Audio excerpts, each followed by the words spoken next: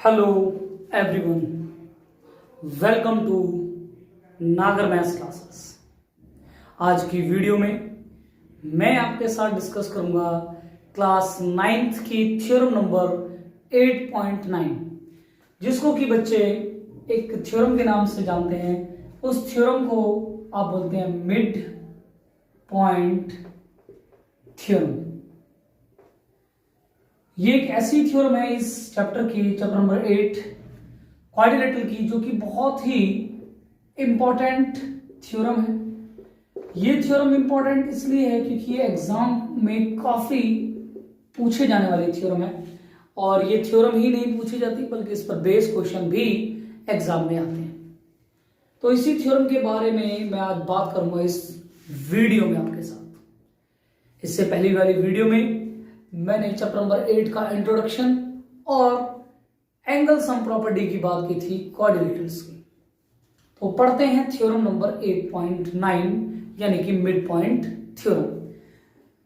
देखिए गाइस, ये जो थ्योरम है बहुत ही इंपॉर्टेंट थ्योरम है, बहुत इंपॉर्टेंट थ्योरम है। आप देखेंगे मैक्सिमम स्कूल के जो पेपर आएगा यानी कि जो एग्जाम आएगा, उस एग्जाम में मोस्टली ये थ्योरम जरूर आती है प्रूफ करने के लिए, वो भी 4 मार्क्स में, या तो 3 मार्क्स में आएगा या 4 मार्क्स में। इसके 4 मार्क्स में आने के चांसेस बहुत ज्यादा है, चाहे मैं गवर्नमेंट स्कूल्स की बात करें या प्राइवेट स्कूल्स की।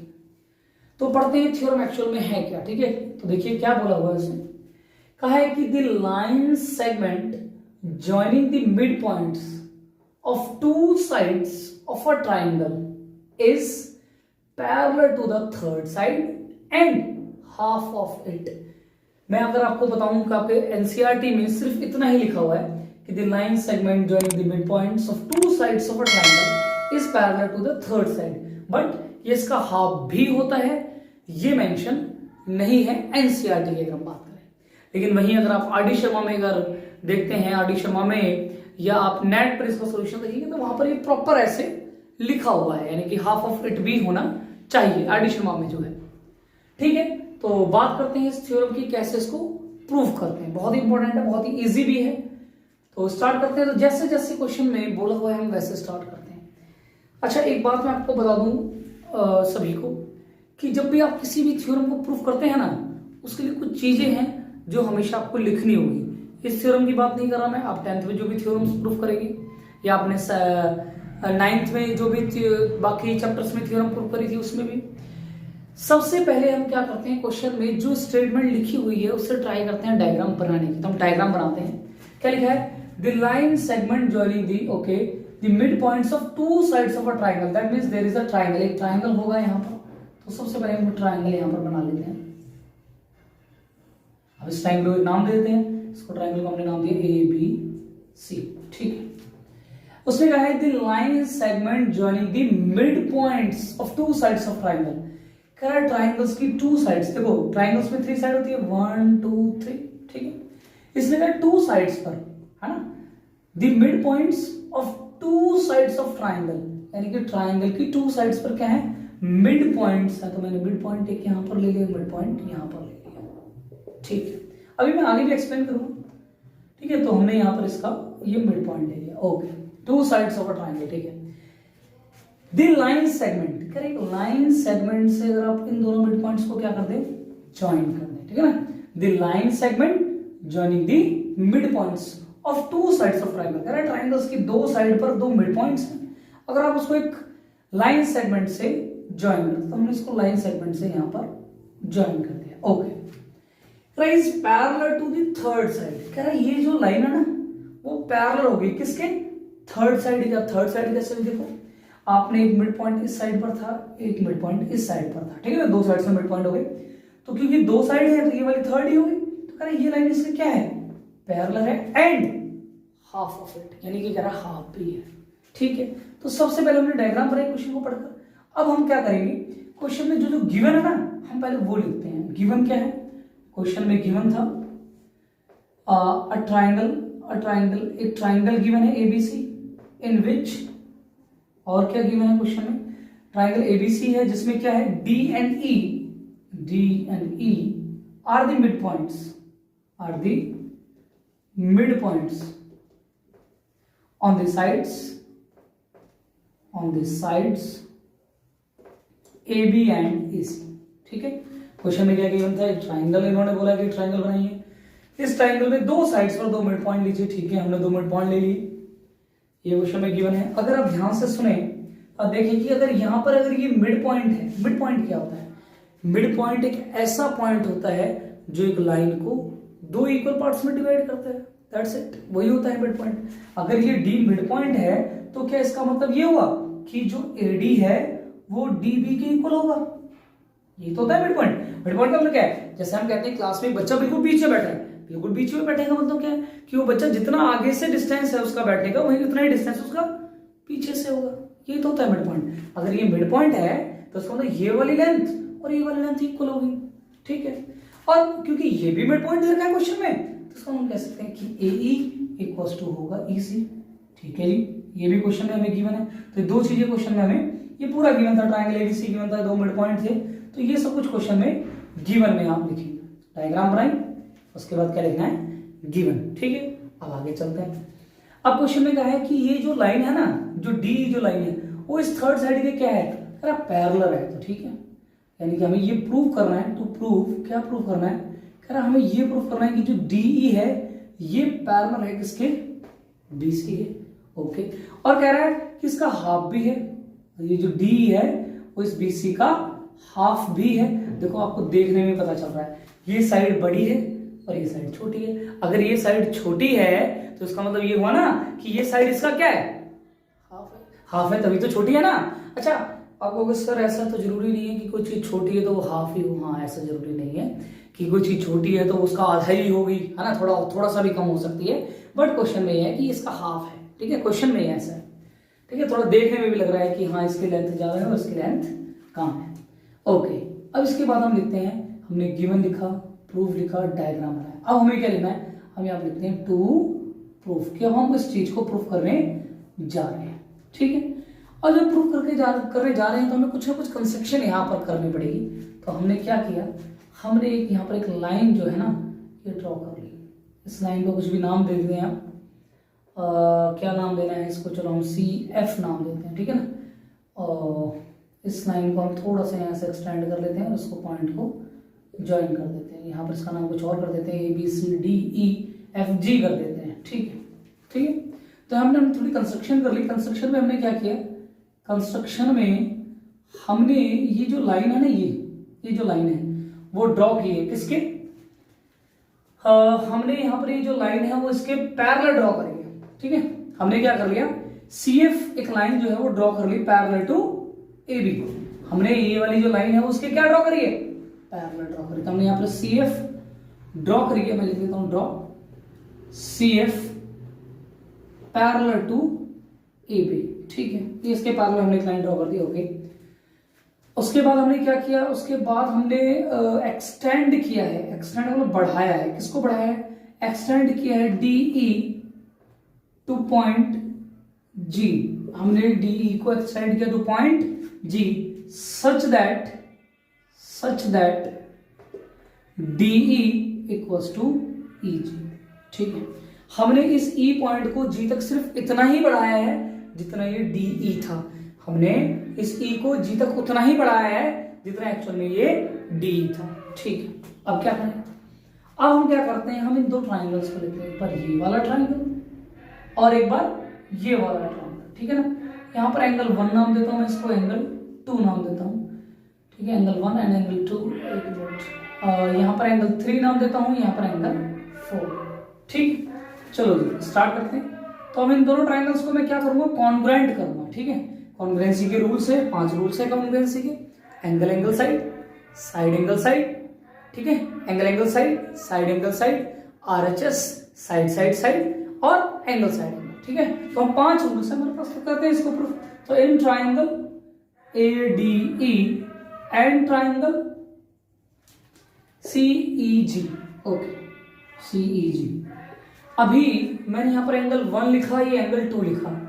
आपने इसी क्लास में लाइंस और एंगल में पढ़ा होता कि अगर दो लाइनें से कभी इंटरसेक्ट करती हैं ऐसे, ठीक है, दो लाइंस कभी अगर आपस में से इंटरसेक्ट करती हैं तो ये वाला जो एंगल है वो इस वाले एंगल के क्या होता है, इक्वल। क्यों, वर्टिकली अपोजिट एंगल। ध्यान से देखिए, तो ये जो AC लाइन है वो इस DG लाइन को क्या कर रही है, इंटरसेक्ट कर रही है ना। तो ये दोनों एंगल एक दूसरे के क्या होंगे, इक्वल होंगे। तो क्या करेंगे, एंगल 1 इक्वल्स टू एंगल 2 और इसे लिखेंगे वर्टिकली अपोजिट एंगल। चलो जी, एक चीज मिल गई हमें। दूसरा, हमने ये जो लाइन है ना CF, ये ड्रॉ करी थी AB के पैरेलल। ठीक है, हमने क्या किया था, CF जो लाइन थी वो पैरेलल ड्रॉ करी थी AB के। ठीक है, पैरेलल ड्रॉ करी थी। अगर कभी दो लाइंस कभी पैरेलल होती है, ठीक है, जैसे एक लाइन ऐसे चलेगी और एक लाइन ऐसे चलेगी, है ना, कुछ ऐसे जा रही है ना दोनों लाइन, और एक लाइन कुछ ऐसे भी वाली ऐसे। ठीक है, तो क्या होता है कि पैरेलल से एंगल स्टार्ट होता है और ट्रांसवर्सल को टच करता है। पैरेलल से स्टार्ट होगा, ट्रांसवर्सल को टच करेगा। यहां से भी पैरेलल से स्टार्ट होगा और ट्रांसवर्सल को टच करेगा। तो ये जो दोनों एंगल है वो एक दूसरे के क्या होते हैं, इक्वल होते हैं। और इन एंगल्स को हम क्या बोलते हैं, ऑल्टरनेट इंटीरियर एंगल। ध्यान से देखिए, ये लाइन पैरेलल है, ये लाइन ट्रांसवर्सल है। पैरेलल से स्टार्ट हुआ ट्रांसवर्सल, पैरेलल से स्टार्ट हुआ ट्रांसवर्सल, तो कौन सा एंगल बनेगा, ऑल्टरनेट इंटीरियर एंगल। तो ये लिख लेते हैं ऑल्टरनेट इंटीरियर एंगल, शॉर्ट में भी लिख सकते हैं आप। ओके, दो चीजें मिल गई।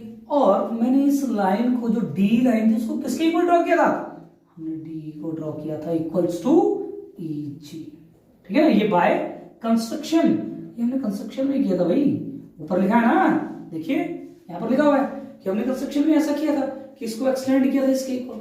अब रूल देखिए कौन सा लगा, एंगल, एक ये एंगल लिया था इसके इक्वल, ये एंगल वाला इसके इक्वल, और ये साइड इसके इक्वल। ठीक है, तीन चीजें मिल गई। कभी भी दो ट्रायंगल में तीन चीजें मिल जाएगा तो ट्रायंगल कॉन्वेंट हो जाता है, बट रूल्स हैं, वो रूल्स भी ध्यान रखना। तो एंगल, एंगल, साइड, तो हम कह सकते हैं कि ट्रायंगल ये जो है ADE is congruent to triangle CEG by angle angle congruency rule. Angle angle side से सॉरी एंगल एंगल साइड से दोनों ट्रायंगल कॉन्ग्रुएंट हो गए। अब क्या करें हम, इतना काम हमने कर दिया है। ठीक है, इस थ्योरम में इतना काम हमने कर दिया है, अब बस थोड़ा सा काम करना है और ये थ्योरम आपकी प्रूफ हो जाएगी। इस थ्योरम के लिए लिख के क्या आता है एग्जाम में लिख के आएगा प्रूफ मिड पॉइंट थ्योरम, या तो ये लिख के आएगा एग्जाम में। अगर एग्जाम में लिख के नहीं आएगा तो ये पूरी स्टेटमेंट लिख के आएगी आपकी कि the line segment joining the mid points of two sides of a triangle parallel to the third side and half of it, ये लिख के आएगा। ठीक है, तो यहां तक आप नोट कर लीजिए। अब इसके आगे मैं इसको कंटिन्यू करता हूं। ठीक है, तो मैं इसको इरेज कर देता हूं यहां पे, हम इसको आगे कंटिन्यू करते हैं। ठीक है, आपने दोनों ट्रायंगल्स को कॉन्ग्रुएंट कर दिया। ठीक है, कभी भी अगर हम जब दो ट्रायंगल्स को कॉन्ग्रुएंट कर देते हैं, ठीक है, तो उसका CPCT से उसके जो रिमेनिंग पार्ट्स हम उनको इक्वल कर सकते हैं बहुत इजी तरीके से। तो मैंने क्या किया, AD, मैं इसका सोल्यूशन यहां पर कंटिन्यू कर रहा हूं। AD को हमने इक्वल कर दिया किसके, CG के इक्वल कर दिया बाय CPCT। ओके, तो ये काम कर दिया हमने। ये वाली साइड को इस वाली साइड के क्या कर दिया, इक्वल कर दिया। ठीक है, ओके, और कुछ नो। अब क्या करते हैं, अब हमने ध्यान से देखिए कि मैंने AB किसके पैरेलल ड्रॉ किया था, CF के। यहां पर देखिए ना, मैंने AB किसके पैरेलल ड्रॉ किया था, कहां लिखा है मैंने, देखो यहां पर कंस्ट्रक्शन, अच्छा यहां लिखा है ना CF is parallel to AB। ठीक है ना, ये इसके पैरेलल ड्रॉ किया था। अगर ये वाला पार्ट, यानी कि अगर AB जो है वो पैरेलल है CF के, तो क्या मुझे ये बताइए, ये जो BD है वो भी CG के पैरेलल होगा कि नहीं होगा, होगा ना। क्योंकि बेटे ऐसे होता है ना कि अगर आपने दो लाइंस कभी पैरेलल ड्रॉ कर रही है, ठीक है ना, जैसे दो वॉल्स है वो पैरेलल है, अगर आपने उनको कट कर दिया, बीच में से तोड़ दिया, तो भी उनके रिमेनिंग पार्ट्स क्या होंगे, पैरेलल ही तो होंगे। तो दोनों पैरेलल हो गए। ठीक है, तो ये दोनों पैरेलल हो गए। ठीक है, अब आपने क्या किया था कि क्वेश्चन में आपको कुछ ये गिवन था कि AD जो है वो इक्वल है किसके, BD के, because D is the mid point on side AB। ठीक है, ये मिड पॉइंट था तो ये साइड इसके इक्वल थी। बट अभी मैंने क्या किया, बट हमने तो अभी ये प्रूफ किया कि AD तो CG की इक्वल है। अब मुझे एक बात बताइए, ये वाली साइड इसके इक्वल थी और ये वाली साइड इसके इक्वल है, तो क्या ये दोनों भी एक दूसरे के इक्वल नहीं हुए? क्यों? क्योंकि देखिए AD किसके इक्वल है, BD के, और AD खुद किसके इक्वल है, CG के। तो यहां पर आप एडी की जगह, यहां पर एडी की जगह ये उठाकर बीडी लिख सकते हैं। क्यों? क्योंकि भाई जो बीडी है वो एडी के इक्वली तो है, तो यहां लिख सकते हैं क्या, therefore BD equals to CG. अब मुझे एक बात बताइए, इसी में एक थ्योरम लिखी हुई है आपके इसमें चैप्टर नंबर 8 में कि कभी भी अगर एक अपोजिट साइड्स का पेयर आपने पैरेलल प्रूफ कर दिया और इक्वल प्रूफ कर दिया तो वो क्या बन जाता है, क्वाड्रिलेटरल एक पैरेललोग्राम। तो अब ध्यान से अगर आप देखें, अगर आप ध्यान से यहां देखें तो आपने बीडी को इक्वल कर दिया है सीजी के और बीडी को आपने पैरेलल भी कर दिया है सीजी के। तो क्या आप कह सकते हैं कि B D C G is a parallelogram. बहुत आराम से कर सकते हैं। अगर अपोजिट साइड्स का कभी भी पेयर इक्वल भी है और पैरेलल भी है तो क्या बन जाता है, एक पैरेललोग्राम। तो ये हमारे लिए पैरेललोग्राम बन गया। अब क्वेश्चन में इतना कुछ खास नहीं है, अब समझ लो क्वेश्चन फिनिश हो गया। अब अगर ये एक पैरेललोग्राम है, पैरेललोग्राम की प्रॉपर्टीज हमें पता है कि अपोजिट साइड्स इक्वल भी होती हैं एंड पैरेलल भी होती हैं, तो मैं कह सकता हूं कि डी जी जो है वो पैरेलल होगा किसके, बी सी के। और अगर डी जी यानी कि पूरा इसके पैरेलल है तो क्या डी ई भी पैरेलल होगा बी सी के, क्योंकि ये सी का तो पार्ट है। अगर ये दोनों लाइंस पैरेलल हैं तो इनके पार्ट्स भी एक दूसरे के क्या होंगे, पैरेलल ही तो होंगे। तो ये तो हो गया आपका प्रूफ, ये वाला पार्ट हो गया प्रूफ। अब हम क्या करते हैं, क्योंकि हमें पता है इसके पैरेलल भी होगा और जो डी जी है वो बी सी के इक्वल भी होगा। क्यों? बिकॉज इट्स अ पैरेलल होगा। ठीक है, अब हम क्या करेंगे, इस डी जी को ब्रेक करके लिख देते हैं। मैं डी जी को लिख सकता हूं D E plus E G equals to B C, लिख सकता हूं। अब D E equals to E G, और अब ध्यान से देखिए मैंने डी को किसके इक्वल लिखा था, देखा था ना, डी को किसके इक्वल लिखा था, ई जी के। तो मैं यहाँ ई जी की जगह वापस उठाकर डी ई लिख सकता हूं। क्यों? क्योंकि दोनों दूसरे के क्या है, इक्वली तो है। अरे बेटे देखिए ना, डी जी जो है वो ई जी के इक्वल है, तो आप यहाँ उठाकर ई जी की जगह डी जी लिख सकते हैं equals to B C, D E plus D twice of D equals to B C. तो डी किसके इक्वल हो गया, 20 हाफ ऑफ बी सी। और ये भी आपको प्रूफ करना था, तो पैरेलल प्रूफ करना था और एक हाफ प्रूफ करना था। आपकी थ्योरम है वो प्रूफ हो चुकी है।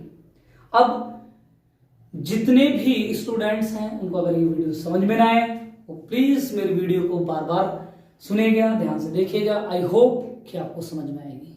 Thank you students.